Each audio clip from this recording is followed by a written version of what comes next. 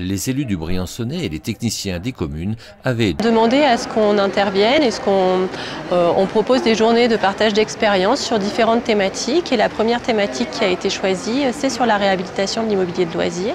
On a fait intervenir plusieurs personnes qui sont spécialisées en matière d'immobilier de loisirs et aussi des territoires qui ont mis en place des politiques et qui aujourd'hui peuvent partager leur expérience, leur réussite et aussi des fois leur déception et tout du moins partager leur expérience sur ces éléments.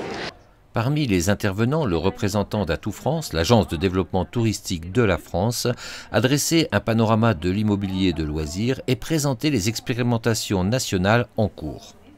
Alors l'essentiel du message déjà, c'est de féliciter le territoire pour sa mobilisation sur le sujet. Parce que c'est un sujet effectivement qui est complexe, qui mobilise de multiples partenaires.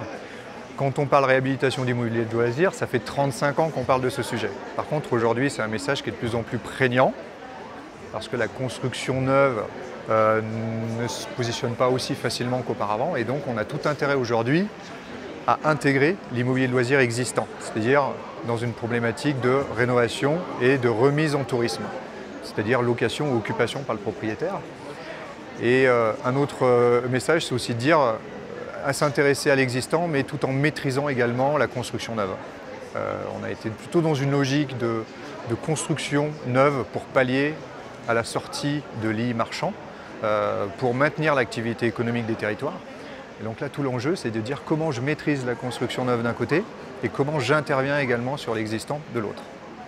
C'est-à-dire qu'aujourd'hui, je pense qu'il faut qu'on arrive à opérer un changement de mentalité, peut-être décloisonner des activités économiques qui sont plutôt en silo et de voir comment, collectivement, on peut peut-être réinventer une nouvelle façon d'approcher les investissements touristiques à venir, qui sont indispensables en fait pour repositionner la destination, rester attractive, rester compétitive et faire en sorte que chacun aussi continue à faire ce qu'on va appeler du business sur son territoire.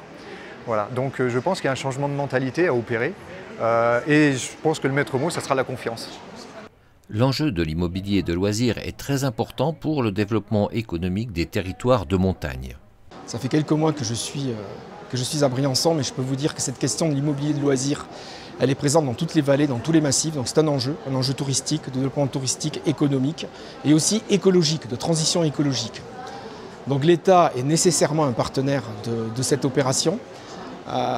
D'autant plus que le Briançonnais, le Grand Briançonnais, à l'échelle des 3 communautés de communes qui composent l'arrondissement, va se lancer, vous le savez, dans un contrat de transition écologique dans lequel le volet logement, qui n'est pas le plus facile, sera très certainement retenu.